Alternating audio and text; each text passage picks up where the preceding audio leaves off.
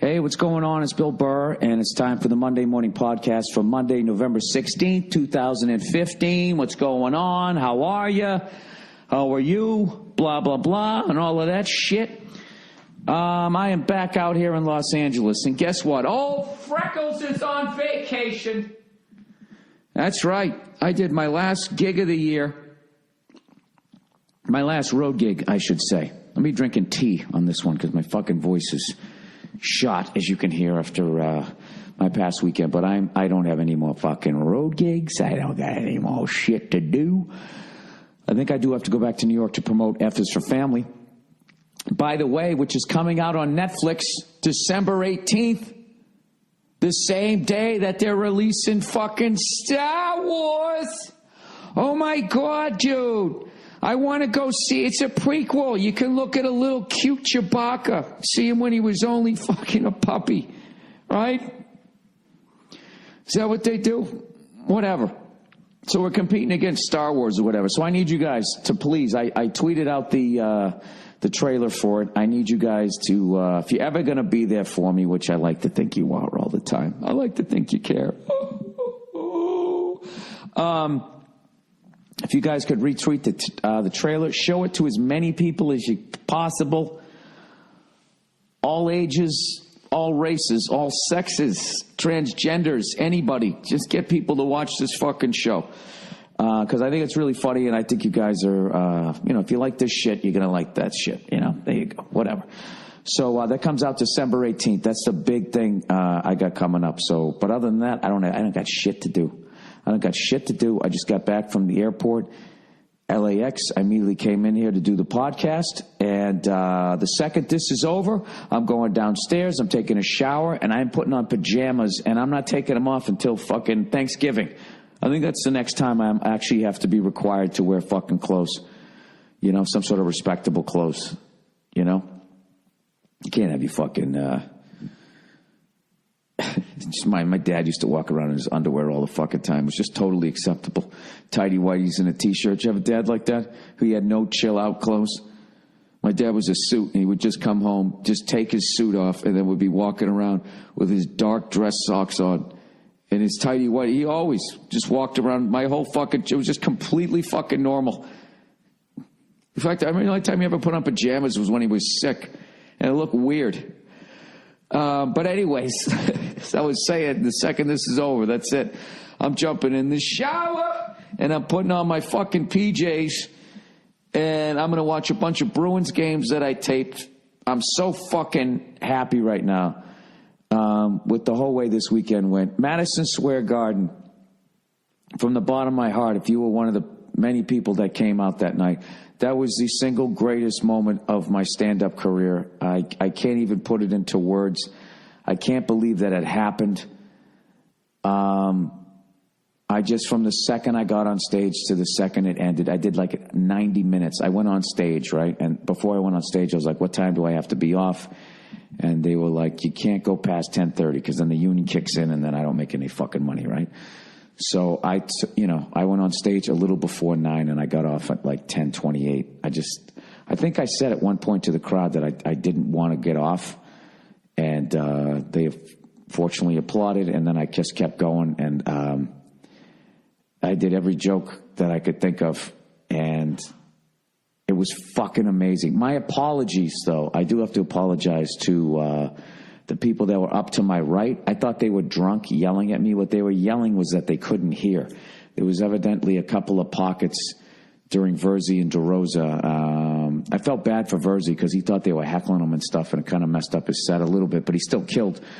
But I thought they were just drunk. I was like, oh, is this a bunch of yahoos who got a box, and now they're going to be screaming at setups? But they were actually yelling that they couldn't hear. So from what I heard, 10 minutes into my act, they fixed it. And so you heard the last hour and 20. So my apologies. I feel real bad about that. I don't know why that happened. But anyways, I'll take you through the whole day. Or how about I take you through, I checked in on you on Thursday. Friday, the day before Madison Square Garden. All right. I went down to the Stand to go do a spot. And I went up there and I fucked around trying out this new material, shit that I didn't do at Madison Square Garden. And, you know, it went well and everything. And one of the owners over there was telling me to fucking make sure I enjoy Madison Square Garden and blah, blah, blah, and all this type of shit. And the whole fucking time I was downplaying Madison Square Garden.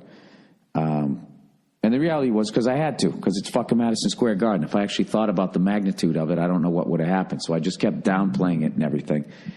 And so I did a spot there, and then later on, after I did a spot at Stand Up New York, the Stand, showing my age there, I walked over to the Gramercy where they had the goddamn comedy jam.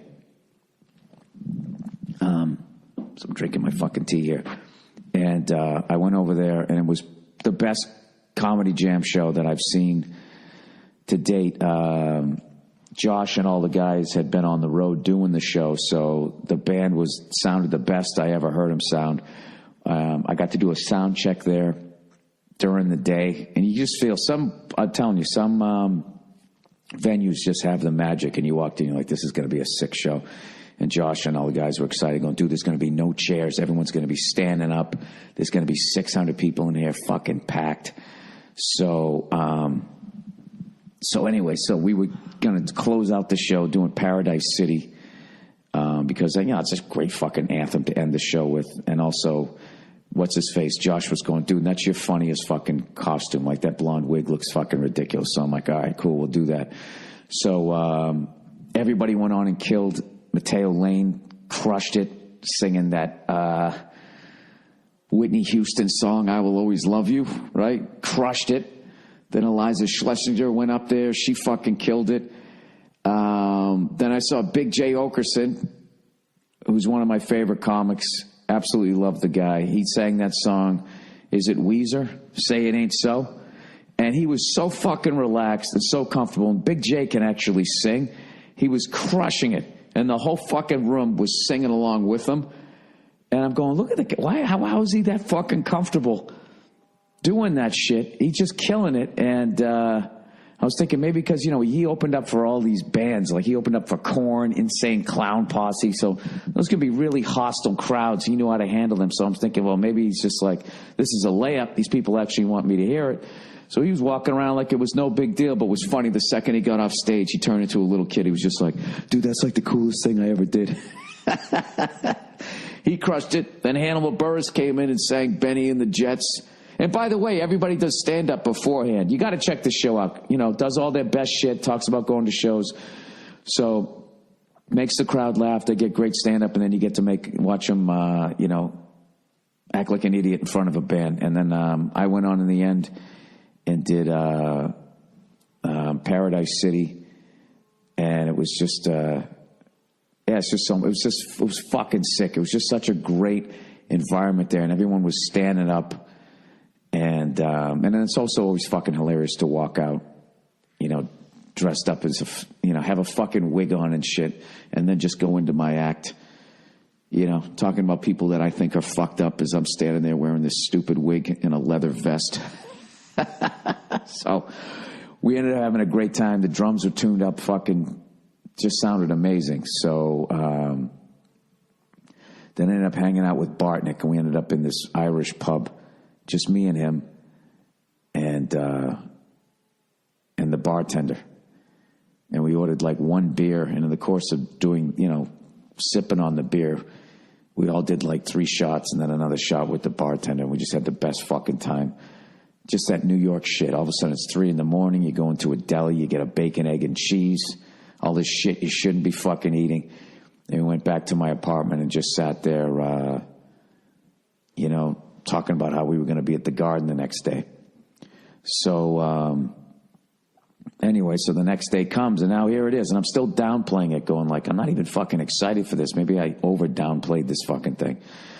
So, as I mentioned, during the day, I was going to have them, I rented a drum kit, and I loaded it into, they had them loaded into fucking Madison Square Garden, and the goddamn Comedy Jam guys came over, and we played for an hour and a half in an empty Madison Square Garden. It was like my manager, my agent, my father-in-law was there, my publicist, couple of other people. That was it.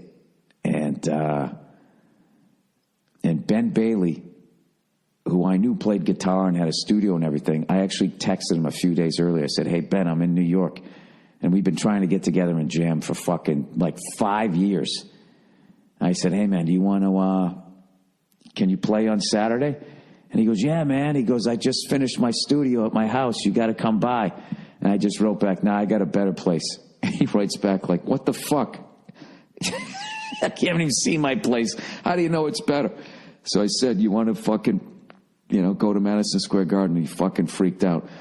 So we got a set list together and all that shit. Obviously, all the shit that I did with the Comedy Jam guys, we had that down. And Ben Bailey's like a fucking Black Sabbath freak. So we learned War Pigs, and we were supposed to learn one other. I don't know if we ever got to it, but so we ended up going in there, right? And there was all these guys setting up chairs and shit for the show that night. And I was like, oh, man, I don't want to sit up here and making all this noise, fucking ruining this thereafter. And I go, when are they going to be done setting up the chairs so we don't bug them? They go, no, they're used to it. They're used to it. Go ahead and get up there and play. And we started playing. It was fucking unbelievable. And the people working there actually got into it. They thought it was cool that we were doing it because they know we were just geeking out.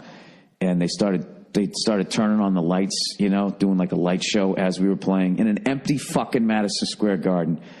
And by the end of it, they had the video guy comes down and he starts filming us. So I guess on the last song, we were up on the Jumbotron. I think we closed with Paradise City again. But we did like Custard Pie. We did War Pigs, Welcome to the Jungle, Dr. Feelgood. My publicist also played drums. He went up there. They did Wanted, Dead or Alive. Just all this arena rock shit. My agent went up there, had to drag him up there. He went up and he played.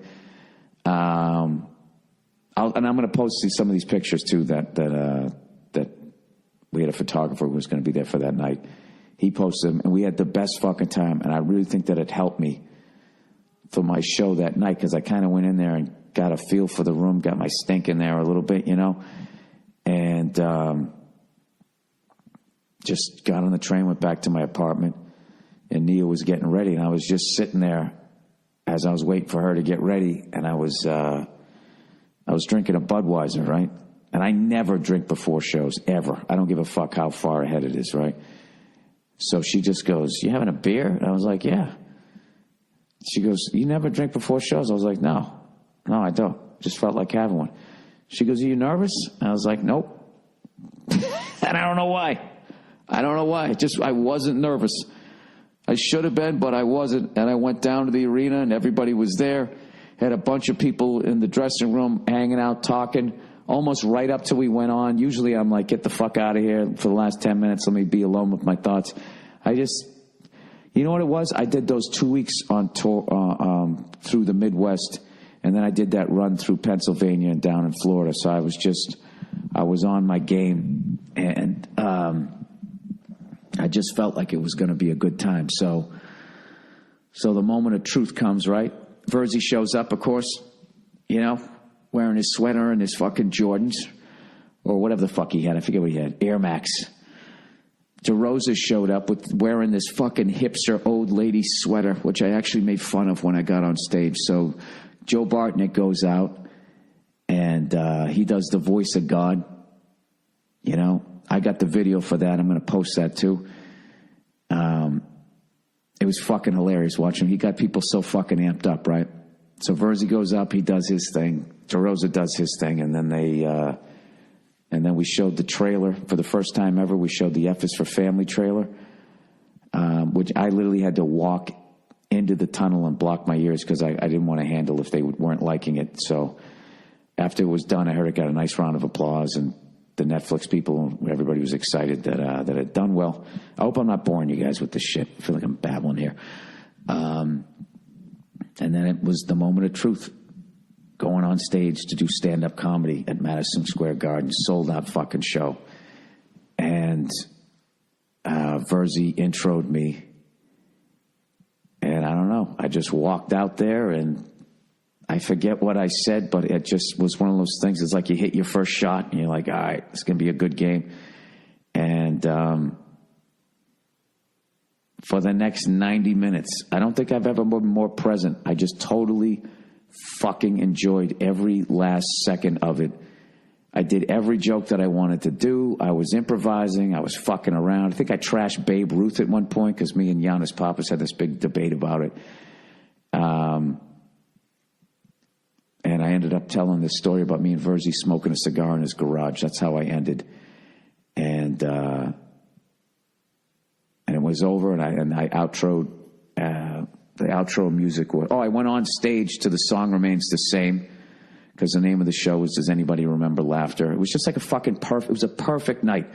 And then the outro music was Frank Sinatra singing New York, New York, which I thought was perfect. It was a nod to, they played at Yankee Stadium and everything, and Madison Square Garden is such a legendary venue. And I got off, dude, and it was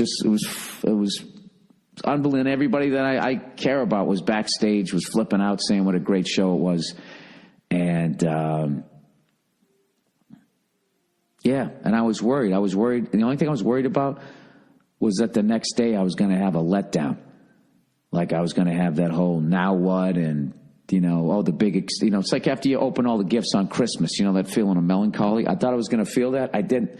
The next day I woke up, I just felt great. I felt satisfied. I felt at peace. I was just like, if I never get to do that again, I couldn't have done it any better. And I enjoyed every last fucking second of it. It was the night of my life.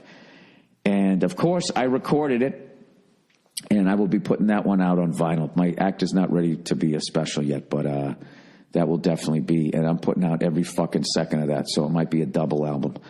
I'll put that out hopefully after my next special. But it was incredible. The only part of the night that wasn't fun was when we went to the after party. One of the people that I work with dates. I don't want to say their business. Dates this guy who's a big fucking fan of the UFC. So somehow he had the UFC feed on his computer.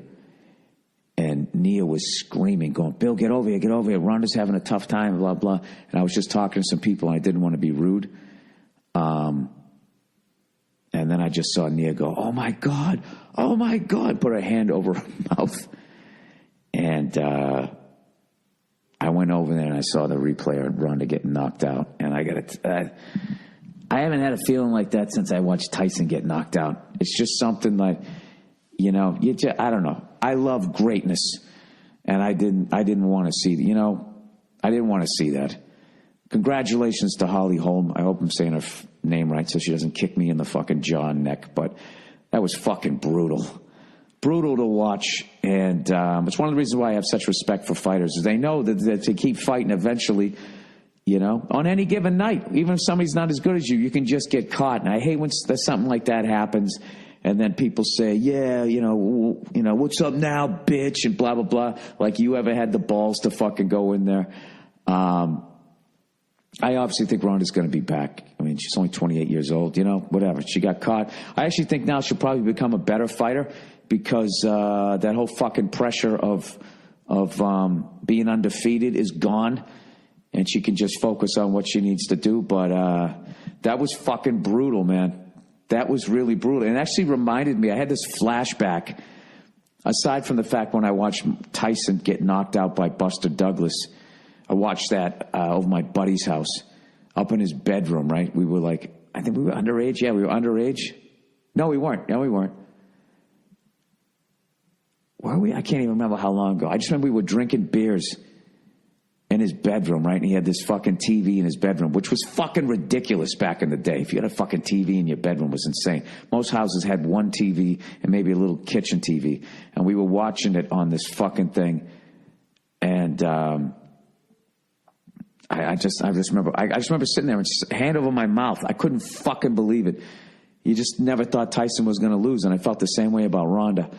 And, but that's happened 2 times on big gigs for me. That there's been a big fight where something unbelievable happened. Sorry, drinking the tea here. The first one was the first time I ever did Comics Come Home, which I believe was the second one. Afterwards, the after party was in this bar, and they had the Tyson Holyfield fight, the one where Tyson was biting Holyfield's fucking ears. And, the bar was loud, so you couldn't hear the announcers. So you had no idea what was going on. And the second time, when, like, Holyfield was, like, grabbing, put his, like, gloves up, like, trying to grab his ear, and he did that fucking temper tantrum almost, like a little kid jumping up and down. We're like, what the fuck's going on with him, man? He looks like he's, like, on fire or something. And then somebody finally just goes, dude, did he fucking bite his ear? Right? And then all of a sudden it just became that. And then, when he went to it was kind of cool to actually see it with the sound down. And then they focused in on his ear, the blood, and the little bit taken out of his ear. And everybody in the crowd just going like, dude, what the fuck? And that was beyond a surreal night. It was the first, like, big gig. It was the first time I ever met Dennis Leary. And there was all these famous guys on the show. And Leary knew all these hockey guys. Cam Neely was there. Fucking Chris Nyland was there. Rick Middleton. I couldn't fucking believe it. And then I'm watching this sick fight, and I'm watching them reacting like regular fight fans. Like going, dude, did he fucking bite him in the ear? Like, well, just acting regular. So I got to admit, that was really fucking tough to see. That was tough to see. Ugh, that fucking picture of just taking that shot, man. I hate seeing that. Happens to just about every, other than Rocky Marciano, that happens to every great fighter. So anyway, so that was that night. All right, so here we go. My Friday, Saturday, Sunday. So Friday, I get to fucking do the goddamn comedy jam in front of 600 standing room only people at the Gramercy Theater. Saturday, I jam during the day in an empty Madison Square Garden and have the set of my fucking life at this most famous arena and all that shit, the Mecca and all that crap that I always hate that they say it, as a Celtic fan, but Boston Garden doesn't exist anymore. And then Sunday, how do you top it? How do you top it? Where do you go? I went to the Giants-Patriots game. It's hilarious. Me and a buddy of mine, we Ubered over there, right? And we knew another 2 or 3 other groups of 2 that were going there. We were all looking for a tailgate. We were trying to meet up with each other. We just showed up, the guy just pulls up to the exit off of the highway, and we just get out there, stumbling up the fucking hill with a 12-pack in our hand, and they let us into this gated area where they had tailgates. I felt like I was in a tent city, and we were just wandering around like 2 men without a country, and we finally just ended up sitting on this Jersey barrier. Oh, I remember what happened. A couple more of my friends showed up, and they were like, did you find a tailgate? I was like, nah, I tweeted it out, but nobody got back to me about letting us crash that tailgate. And my buddy was like, well, when we walked in, these people asked us if we had any beers. So we walked back over, and we literally traded beers for food and joined their tailgate. It was like we were like fur trappers. Instead of having pelts, we had fucking Bud Light and shit. And cooked us up some burgers. They were all Giant fans, and breaking our balls about losing the Super Bowl. But, we were cool. We're like, yeah, dude, you guys fucking own us. We haven't beat you since the end of 2007. There's nothing we can say. I fucking love Eli. He's a fucking gamer. But I hate him because he always breaks our heart. So we fucking go in, we watch the game. I can't even intelligently talk what was going on. I was still flying so fucking high from MSG, and I was drinking, of course.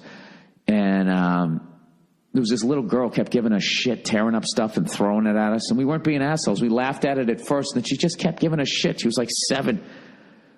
At some point you're looking at the parents like, can you not have her behaving this way? What are you trying to do? She's going to be one of the worst sports fans ever. She's going to get one of her boyfriends knocked the fuck out when she gets older because she's going to behave this way, but the person did nothing. So we watched the game, and I thought once again, when we scored that touchdown, they called that bullshit holding call. I was like, here we go. Here we go. What's going to happen? But finally, Tom Brady had some Eli football god luck. He threw a fucking pick to end the game, and they dropped it. So there you go. I said Eli was due. I said the man was fucking due to have a game where the football doesn't bounce his way or whatever, but that's not like he screwed up or anything. He didn't throw a fucking pick. He actually threw a touchdown. Great play by Malcolm Butler. I I didn't get to really see the replay. I saw it on the Jumbotron, but I'm sure if I was watching at home, I'd probably say, back in the day, that would have been considered a touchdown. But who knows with these whole new fucking football move rules or whatever. But it was great, dude. It was great to see them fucking win the game, and it was great to see, to be able to say that I saw Brady and Eli play against each other live. I saw Brady and Peyton Manning play each other live way back in 2004 when Manning was still on the Colts and hadn't won a Super Bowl yet. So that was a great one to see. But it all paled in comparison to doing Madison Square Garden. So there you go. There's a 24-minute story of my fucking last 3 days. I got to read some advertising here. But once again, I can't thank the people that showed up enough. That was... It was unfucking believable. It's funny when I left too. Verzi was all amped up and shit. Now I was flying high. It was just sick. We walked over to the after party, right down like the streets in New York, and Verzi was flipping out, going, "Dude, you realize what you just did in there? Do you realize how hard you realize?" And I was just like, "Yeah, I do. It's the best I can fucking do." And then we went in, at the after party, we drank, we smoked cigars. It was fucking sick. And then ended the night with the bacon, egg, and cheese. It was the shit. It's the shit. And now I'm on vacation. I remember somebody said to me, "Oh, now what?" Now I'm trying to put that in my head. Now what? It's like, what do you mean, now what? Now what? Now I enjoy my evening. No, what's next? I don't give a fuck. Like, you're not supposed to be able to top something like that. What you're supposed to go in there is enjoy every fucking second of it and do the best you can possibly do, which is what I did. So I am told there is no what's next. I couldn't believe when the person asked me that. It's just like, do you understand how much I love doing stand-up? I do it right now in front of 6 people. And if I got a new bit out of it, I'd still be excited. There's always got to be some cunt fucking ruining it. Uh-oh. Is my dog back? Hey, buddy, look who's home. Cleo, get down. Jesus Christ. Hey, what's going on? All right. Get down. Oh, Cleo, hang on a second. I haven't seen her in 2 weeks. I got to give her a proper hello. What do you say there, buddy? Come here. What's up, buddy? What's up? You got a bath? Look at you. Yeah, okay. All right, I'm doing the podcast. All right, sorry, I'm back. Look at you, huh? The old blue bear. The old blue bear's back in the building. I haven't seen my dog in 2 weeks. You and I, lady, Cleo, you and I are going to go on some fucking hikes, my friend. I'm in town for the rest of the year. What do you think about that? I put on some pounds, and I'm going to get back in pit bull shape. And I'm not talking about the rapper. All right, buddy, can you get over there and lay down, Cleo? Can you go lay down, please? Go on, go lay down. Go lay down. No, I'll play with you in a minute. Hey, get your nose out of there. Go lay down. Down. Sorry, is this even a podcast anymore? Cleo, get over there. Go on. Get over there, lay down. You can't keep jumping up here. All right, let's do some reads for this week. Dollar Shave Club, everybody. Stop shaving with an old razor. It's gross. Why are you torturing yourself with a gross old blade week after week? Why would you do that to yourself? Why don't you love yourself? It's probably because you don't want to, actually the real reason is probably because you don't want to shell out $20 for a pack of new ones, right? DollarShaveClub.com has revolutionized the way that people shave. Men in particular. With Dollar Shave Club, you shave with a fresh blade as often as you want because they deliver a whole sleeve of amazing razors for just a few bucks a month. The razors are so good. Hey, Nia, keep it down. I'm doing the podcast.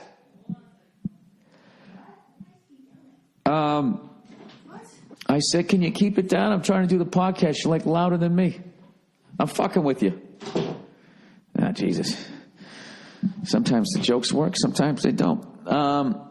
Even the billion-dollar razor companies, corporations are freaking out. But instead of lowering their bloated prices, what do these pigs do?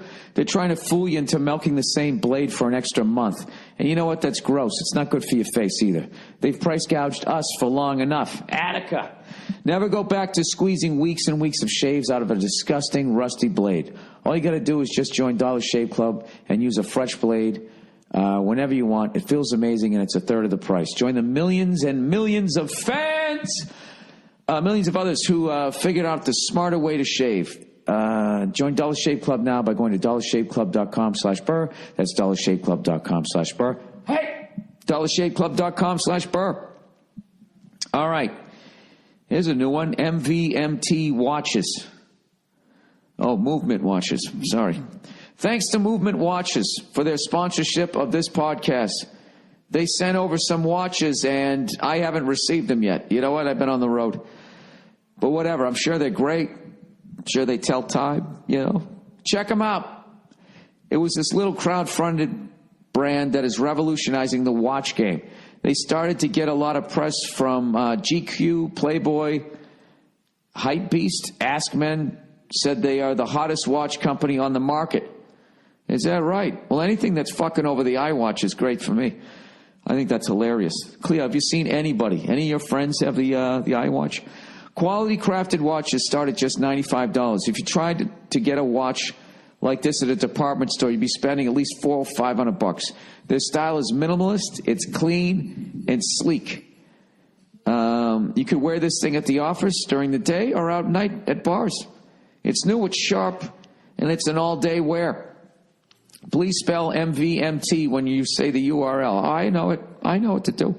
I'm going to help your style get on point. So check out MVMT. Michael Thompson.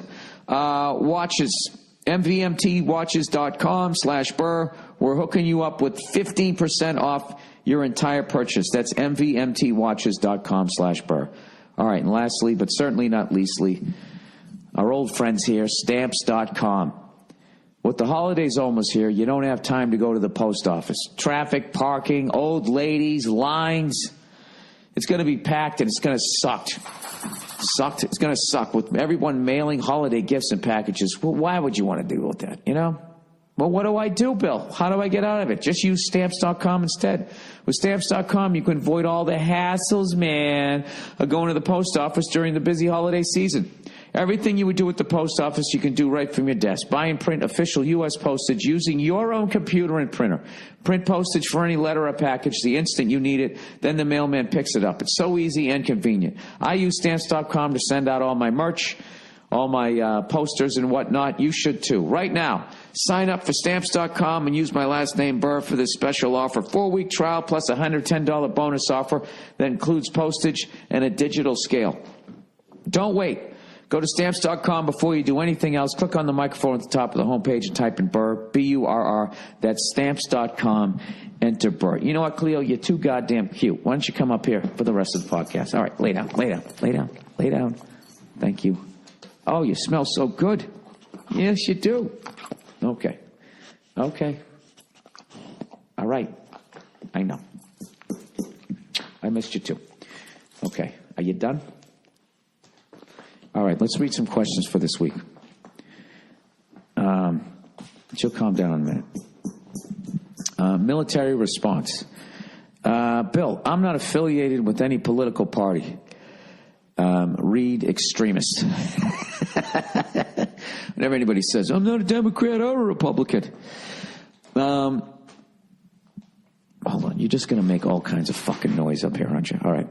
I hate groups just as much as you do. I'm not looking forward to hearing people argue about proper responses to recent attacks in Paris because everyone talks like they have military background. That being said, what is the solution? It seems like it's always a damned if you do and damned if you don't situation with military action. In one sense, I find that comforting. Knowing that it's fucked up either way, it means we're just human beings getting by. Thoughts? All right, what do I think? Well, obviously, you know, what happened in Paris is fucking brutal. And I don't see how that, you know, even if I agreed with the political agenda of whoever the hell did it, like, that's not the way to get people to pay attention to your plight, to do stuff like that. Now, having said that, I live in a superpower, and I know that our bombs don't always land on the right people. So I understand why countries don't get along with each other. And I've been to Paris twice, and it's my favorite city in the world. And I think the people are great, and it's it's just brutal. Eagles of death metal were on stage. Thank God they were all right. But just, I can't imagine I mean, nobody who was in that building is going to be the same. I mean, it's just like, I can't even imagine. It's just, I didn't even want to talk about this stuff. It's so fucking brutal. But unfortunately, I think that human beings are hairless apes that can speak, and we're doomed to destroy one another. So try to enjoy every fucking day before we do. I mean, that's the only thing. I mean, there's no stopping all the shit that's going on in the fucking world. We're never going to get along. We're just not going to.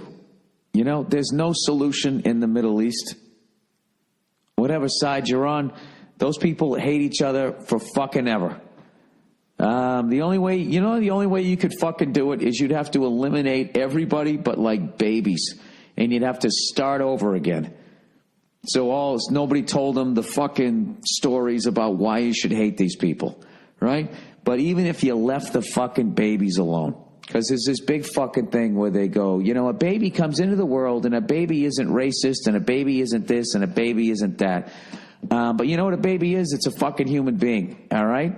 And so one of those babies eventually is going to be a sociopath. One of them's going to be an egomaniac, is going to give into jealousy and envy, and it would just start all over again in different parts of the world for different fucking reasons, and people would not like people because of how they looked, and it's just how we're wired. I think everything has a beginning, a middle, and the end. We're closer to the fucking end, unfortunately, and, you know, that's why I don't watch the fucking news anymore. That's why I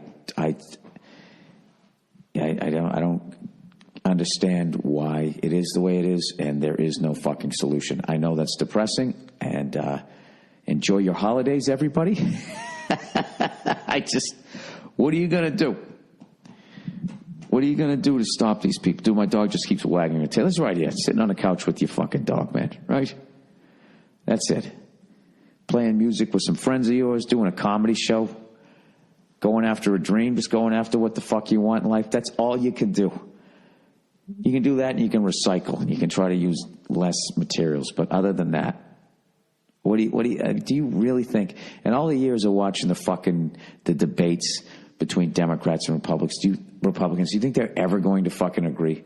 You think they're ever going to be like, no, I see your point. You know, if you give the people at top more money, they're going to create jobs. Oh, I get what you're doing. Or the people on Republicans are going to be like, oh, you know what? Maybe we are taking too much. Maybe we should fucking do this or do that. There's no fucking solution. It's just like when I was in New York, you know, they were talking about, you know, all the homeless people, you know, and people with mental problems and shit that's just on the street. The police chief goes, the solution was stop giving them money. And it's just like, all right, and then what? They just go, okay, well, I guess the city isn't giving money, and they're going to do like what, walk to Philadelphia with no money and no food? They're going to get desperate. You know, and then if you give them food and money, what does that mean? Then they get their life back together? I have no fucking idea. I don't know. I don't think there's any solution. And that's depressing, and it's not even funny. That's why I don't talk about that type of shit. So, moving along to the next happy fucking topic. All right, boyfriend won't shut up and let me listen to the game. All right. Bill, I've been in a relationship. What are you, fucking, did you marry a hipster? What do you want to put on the Sci-Fi Channel? Bill, I've been in a relationship with my wonderful boyfriend for a year. I'm 29 and he is 33. Yeah, that's a good age split right there. He's a wonderful man, treats me very well, and we are very in love. But he has no respect when I try to listen to the game. I'm a diehard Denver Bronco fan, and we live in Chicago. It is Sunday, and the game is not being aired locally because they're showing your lameless Patriots instead. Lame-ass Patriots. Yeah, I get it. We're undefeated, and you're not, so it annoys you. I get it. So you attack my team of Patriots. How can you not like the Patriots? That means you don't support the troops. So my only option is to listen to the game on Denver Broncos radio network. You could also get the NFL package. You could not go out drinking one weekend. You could use that money. You could watch him every week. Anyway, she goes, but my boyfriend makes it impossible for me to listen to it. He keeps playing his stupid videos during the game. Talks a lot like the game isn't even on, and he even broke out into a song and started vacuuming. This is not a one-time occurrence. Last week it was on, and he kept switching over to other games. His sports are hockey and baseball, and I never once interfered with his ability to watch the Blackhawks and the Cubs. Yet he makes it impossible for me to listen to the Broncos, the only sports team I really care about. Jesus Christ, this guy's an asshole. He doesn't seem to have any respect for my team and sports fandom. It's surprising because he's so respectful otherwise. How do I handle this going forward? Should I just always leave and go to the bar because I know he makes it impossible for me to watch the game or listen or watch the game? That's one of them. That's one solution. Why don't you just write down on a piece of paper, if you don't shut the fuck up, I will never blow you again. And then flip it over and say, I'm serious. After he goes, are you serious right now? I am serious. I don't know. Have you sat down and talked to him about it? You know? I don't know. See, then look at this right here. This is a little tension here. Hatfields and McCoys. What do you do? And if he doesn't listen to you, then you're going to get resentful. Listen, I would just politely ask him not to do it. If he does it again, the next time one of his games are on, I would vacuum. I just keep turning the vacuum on and off, on and off. And if you do that to him for like 5 minutes, he's going to get it. I think you got to go childish here. If you haven't talked to him yet, I think you got to go childish, you know. There's always room to act like an absolute fucking baby. Don't ever forget that. And it's fun. All right. Thanksgiving dilemma. Hey, Billy, so I will get right to the details. My family is hosting Thanksgiving this year. Oh, Jesus. We have 5 people in our family, mom, dad, and 3 brothers. I am the middle child. We have grandparents from both my mom and dad's side coming. Along with my grandparents, we have cousins coming. All right, now, here is my dilemma. Here's my dilemma comes into play. My cousin got married a while back, and his wife has asked if her mom could come to our Thanksgiving dinner. Oh, Jesus Christ. Oh, Jesus Christ. You know, there's something to be said when you've lived that long and you don't have a Thanksgiving party to go to. That probably means you're a fucking asshole.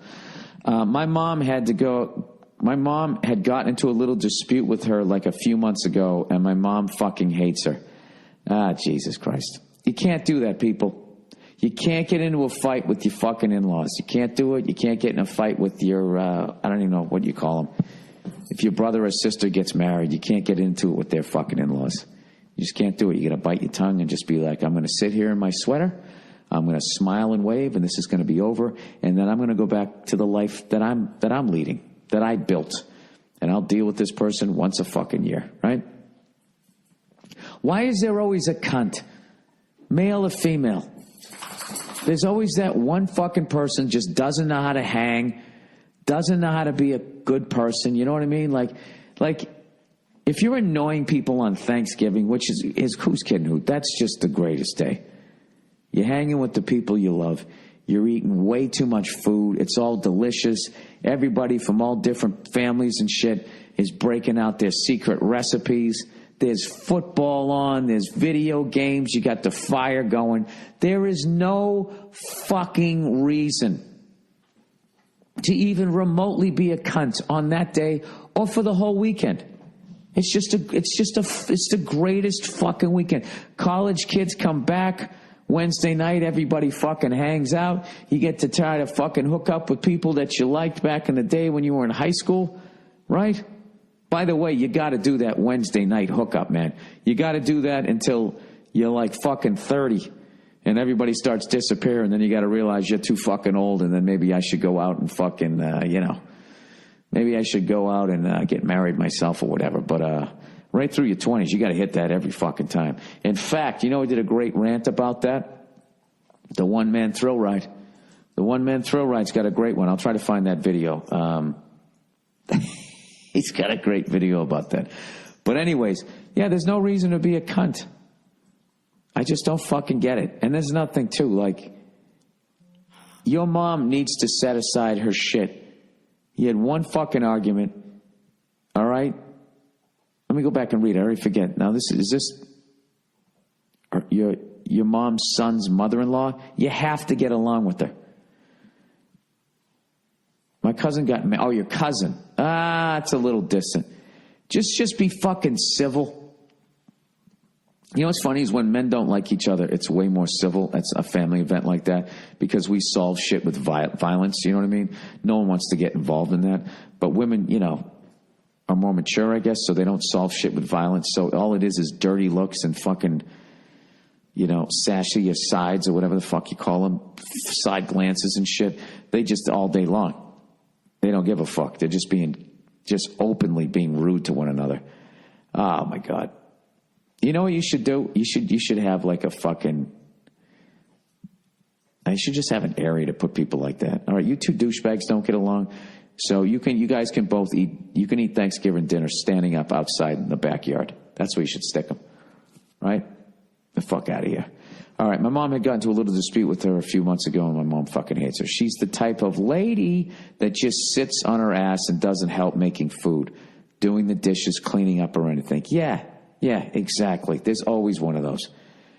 We know that, and then fucking goes to your bar and takes out the most expensive shit, doesn't finish it, you know what I mean? Dumps it down the fucking sink. We know this from the few times we hung out with her at family gatherings. My cousin's wife's mom has no other place to go for Thanksgiving. Yeah, gee, why do you think that is? Because she doesn't help making the food. She doesn't do the dishes. She doesn't clean up or anything. She's a douche. Oh, my God, I fucking hate this person. But honestly, none of us really know her, or nor do we want her to come and make our day awkward. I guess I just need to ask advice on how we respond to my cousin and tell him that bitch isn't invited. We don't know how to do it without hurting feelings or making it weird the next time we see them. You can bring Nia in on this one if she knows how to set this bitch down easy. You know what? I'm going to go get her. Hang on one second. Hey, Nia, I need your help on this one. All right? Even though you're still mad at me for my rude comment earlier. Can you come over? This is recording live. Cleo, get down, buddy. I'm sorry. Get over there, lay down. Go on. Nia? I hear you. What is it? All right, come over here. So long story short, this guy's got a dilemma. He's having Thanksgiving at his house. Okay? Mm-hmm. So here's his dilemma. His cousin got married a while back, and his cousin's wife asked if her mom can come along. Okay. All right? And evidently, she's a douche. She doesn't help with the cooking. She doesn't help with the cleaning. She just sits around. She's a jerk. Okay. And guess what? She has no place to go for Thanksgiving. Can you believe it? Right. Can you believe this jerk? Come over here near the microphone. I know. Just really quickly. Oh, my God. You're so mad at me right now. So what's the question? So how can he just in a nice way let this woman down easy? Like, how can he just say, listen, we'd love to have your mother over here if she wasn't such a jerk. And she wasn't going to ruin Thanksgiving. So wait, so the cousin is coming. The cousin was invited. Yep, and he's bringing his wife. They're both invited. Yeah. They just don't want them to bring his cousin's wife's mom. Yeah, that's an impossible situation. I feel you, though, because you want to be like, well, it's my house. I can have whoever I want over. And if I don't want this person over, I shouldn't. But the thing is, with the holidays and family, and this is the cousin's wife's mom, that's when you're not going to be able to win. So I feel like you can't turn them down and say, no, they can't come, because that will create a bigger problem than it's worth. And so what does she do? She just doesn't like... My mom got into a little dispute with her a few months ago, and my mom fucking hates her. Oh. Yeah, it's brutal. Okay. Well, you know, I love that you have to be like the bigger person and just allow this fucking stick in the mud to come over and ruin this person's Thanksgiving. I really feel for this person, right? This fucking blows. I think what you can do is, especially since the mom doesn't get along with her, I think it may be one of those things like, you know what, we're really only prepared for like this many people. But they had the fight and the falling out. They're going to know what's up. They're going to know why she's not If somebody says, can I bring my mom? You have to say yes. No, your mom could stay at home. That's the thing about it. And the thing is, I think maybe this is more advice for the next time. Next time, you can't invite your cousin over. There it is. That's what it is. This year's Thanksgiving is going to stink, but then the rest of them won't because your cousin can't come the next time. Yeah, just ignore that woman for now. If she doesn't help or whatever, it's, whatever. You got to have fun with it. Yeah, and you can also say, oh, hey, whatever her name is, Susan, do you mind, gathering a couple of those plates for us? And, just kind of just throw that in there. But if she's continuing to be that way, I'm sorry, but your cousins can't come to your Thanksgiving anymore because she's going to be a part of the package. And if they bring it up, just say, you know what? To be honest, our mom doesn't really get along with her, and we feel like it gets uncomfortable. And I got something. Maybe they can come by for pie at the end of the night or something, and they can just. Or maybe we can bring it out to the car and just hand it to you. Right, as they're driving by, just stick your hand out the window, and I'll just have it on a plate. You know what we used to do when there was somebody like that around? There would be some sort of inside joke that whenever the person was behaving the way that we hated, it was the inside joke with the other people, or you would just sing a song. Hey, can you clean up the dishes? And she doesn't do it, and then you just walk away, and you just sing just once. Can we try to? And it just becomes, and it actually makes it fun. But I really think you should just do the thing where you ask her to help out. Hey, do you mind grabbing the plates and setting them out? You're so good at that, too. I do that really well. I'm really good at do you mind just grabbing this for me really quickly? And it's all laced with, hey, do you mind not being such a selfish douche? Yeah, exactly. It's customary when you're invited to somebody's place over to dinner or anything. Can I help you with the dishes? Do you need anything? That's a custom. Even if the person's like, no, I got it. It's customary. It's an etiquette thing to at least ask if you can help out or bring wine or something like that. Yeah, and here's a major red flag. If you're that fucking old and you have nowhere to go for Thanksgiving and there wasn't some boating accident that all your family was on, how do you not have anywhere to go? Nobody wants to spend Thanksgiving with you. Well, Pick up a dirty plate, you selfish whore. Well, the thing is, the cousin and the wife and the cousin's mother-in-law, they can't do their own thing separately. I mean, maybe not. Maybe it's all about the big family gathering, but I think you just got to grin and bear it. I think you should definitely gently suggest to her, hey, do you mind grabbing this? Just little stuff, not crazy, because then she'll be on to you and it'll be like a real big blowout, and you don't want that, but just subtly. Hey, turkey douche, you mind? Exactly. But next year, yeah, you just can't invite it. You know what? We're actually going to do a really small Thanksgiving this year. It's just going to be me and the wife and my mom. No assholes. We're just doing it small this year. You have to be very gentle about it. But that's how you get around it, is that you just don't invite the people that are attached to the people that you don't like, which sucks. But that's how it goes. Here's the other thing. Watch your alcohol intake, because the truth might be coming out. Later on, you might say something, and the alcohol will start going no, say it. Say, fuck it. It's your Thanksgiving, too. All right. Sign this I will do that. Okay. Who do I make this out to? Can I give a shout-out to... can we shout-out Justin? Absolutely. Shout-out to Justin Long and his brother, Christian Long. They listen to the podcast, and they're awesome. Justin, you know what I found out?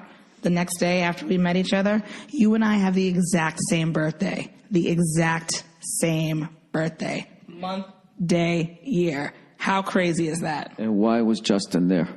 He was there because he does a voice on F is for Family, coming to Netflix on December 18th. Yeah, there you go. And he's been so great, man. He tweeted out, he was tweeting the hell out of the teaser and all that. And he does the voice of Kevin, and he is fucking hilarious, and was one of my favorite characters to write for once I saw what Justin was going to do with it. So we had a lot of fun hanging with them. Well, Nia, thank you so much. The lovely Nia, everybody. Thank you so much.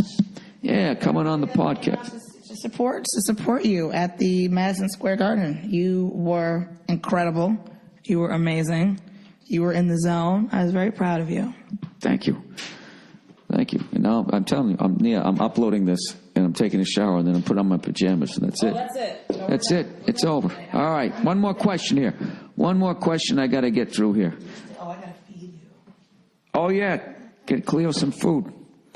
All right. Gay rumors. Dear Billy Twinkletoes, my friends and I are freshmen in college at different schools.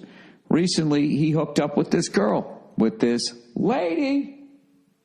It was after the party had died and everyone was cleared out. She crawled into his bed, Jesus Christ, and started jacking him off, and that's how it happened. That's how what happened? He had a hand baby?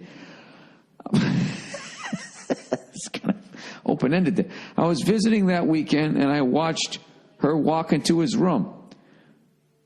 The rest I heard secondhand from him. No pun intended. The next day, she started talking like they were in a relationship. He explained that he wasn't into being in a relationship. Aside from the fact that she's a slob, he wasn't into the idea anyways, with any girl. She responded by telling a group of people that he asked her to be his girlfriend to cover that he was gay and that he needed her to meet his parents. She just made that up. Can you believe this chick? That's sociopathic behavior. Yeah, it's slander. My question obviously is, what should he do? He's not a feeble soul. He's actually really quick-witted, and if he really wanted to, he could clear the air publicly. It's one of those situations where if he lets it all fade away, it could end clean. On the other hand, fuck that. She shouldn't get off that easily. She could do it again, and the next guy could respond with violence or suicide or some shit. What's the move here? You know what the move here is? To fucking watch that crazy train just go down the street and disappear over the hill. Fuck her. That's fucking hilarious. It's hilarious that she said that she's a maniac. Why would you do that? You know what I mean? Gives a shit. How easy is it to play? Are you gay? Well, I mean, I am a sharp dresser. You got to give me that. Who knows? Maybe I am, maybe I'm not. I don't know. Hey, ladies, you want to see if you can ungay me like they do at the fucking those weird churches where they try to cure you being gay? I would just have fun with it. Who gives a fuck? Honestly, who gives a shit? Some slob says that you're gay. All right. Well, I'm not, and I can prove it. Show me your tits, ladies. Oh, look at old Frederick standing up at attention.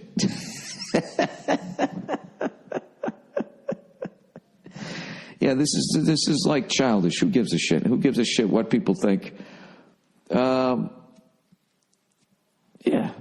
I mean that's it's a joke. She's going to do it to somebody else. Yeah, okay. And then what? She keeps going around. Oh, that guy doesn't like me. He doesn't like me because he's gay. I don't know. Maybe she's that much of an egomaniac that she thinks the only way that you could not 100% be into her is because that you liked men. Because evidently she's just the most amazing fucking woman of all time. Yeah, when people walk around, they say shit like that to you. I mean, if you have like a business and somebody's trying to say like, yeah, hey, I got food poisoning there. I mean, you got to put a stop to that. But, hell hath no fury like a woman scorned. Like, you haven't hooked up with a woman, dated a woman, unless you've had a woman go around and just make up shit about you and say a bunch of fucking stuff to try and hurt you. That's what they do. She wants to beat the shit out of him, but she can't. So she's doing what women do is they just go around saying shit about each other. That's what they do, This woman is acting completely normally. This is what, completely normally? Completely normal. This is normal chick psycho fucking behavior. I think it's fucking hilarious. And, I would just let it go. Yeah, we can't let her get away with this. You can't go vengeance. Vengeance never ends well. It never ends well because they're going to come back and get their vengeance on your vengeance. And then eventually the only way to end it is somebody's got to kill somebody, right? That's basically what happens. Is it? I don't know if it is. All I know is it's the end of the podcast and I am on fucking vacation. And I want to thank everybody over all the years of coming out to my stand-up shows. Anybody ever heckled me, anybody ever laughed, anybody who just fucking showed up, got a free fucking ticket. Because all of those shows led to the one that I had Saturday night. What a fucking way to end. I got one more gig that I am doing. I am doing New Year's Eve out here in L.A., but it's not a road gig. It's going to be great. It's going to be the night before the Rose Bowl. It's going to be the Four Horsemen coming together again. It's going to be fucking awesome, but I don't know. I hope I was able to convey it. I can't even tell you how just fucking thrilled I was. I still can't believe that it happened, but I know it happened because I was totally present and I enjoyed the whole thing. And you know, it was great. The light was so in my eyes, I couldn't see how big it was. I couldn't see everybody, but I could look up and see the lights up at the top. And one of the coolest things ever in my comedy career, at one point, I was doing this Illuminati act out, like they were all sitting at a table talking about the population problem. And I actually sat down on the stool and I was doing this creepy fucking thing about them, thinking about how they could get rid of people. And I was able to bring the whole fucking room down like I was in a fucking comedy club. And as I was doing it, I was actually thinking, like, how fucking sick is this right now? It's like 12,000 people listening to me. I'm sitting down on a stool, imitating some lunatic in the Illuminati. How fucking fun is that? It was indescribable. And anyways, please tell everybody you know about F is for Family. I would really appreciate it. Although after Saturday night, nobody owes me anything. But if you'd like to, I would appreciate it because I think it's going to be a great show, a great TV series for many years to come with any luck. All right? That's it. So I'm thankful early this year, man. I'm thankful for all you guys listening to this podcast and all that stuff. That's it. So go fuck yourselves. As always, I'll check in on you on Thursday. Check in on you. I'm going to go take a shower, put on my PJs, and play with my fucking dog. All right? That's it. I'll see you.